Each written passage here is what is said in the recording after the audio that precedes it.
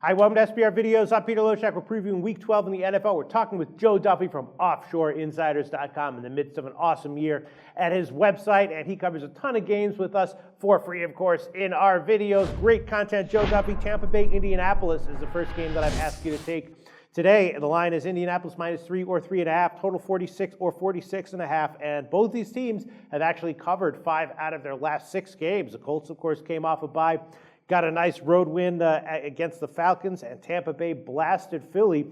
Jameis Winston had his best game of the year. Doug Martin had an awesome game. The question is just, are they, is Winston as a young player maybe going to have a little bit of a hangover here, or is he going to gain confidence from it and likely to have another good performance? My sense is that I like the under on this one at 46.5. I would definitely take it, and my sense is that it's probably more likely than not to be a close game. I'd take the Bucs at +3.5.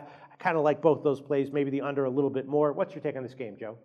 I would agree with you, Peter Loshak. Okay. I actually do lean towards the under. I think it's been pretty well documented that Jameis Winston has played his best when they've really had a nice run and pass balance, not when they put everything on his arm, and I certainly think that Tampa will continue to try to do that. Obviously, in the case of Hasselbeck, look, he gave Indianapolis a lift.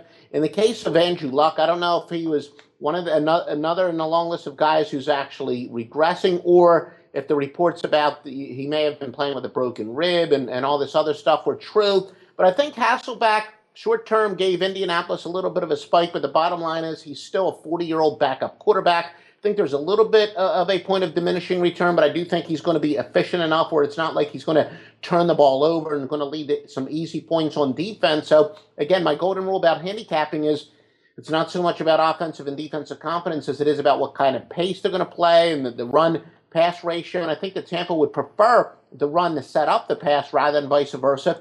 And Indianapolis, as I said, with their 40-year-old backup quarterback, I think they're going to be fairly conservative too. So I do think this will be a low-scoring game. All right, a low-scoring game, and sounds like probably you'd also lean Tampa Bay, especially getting 3.5, right?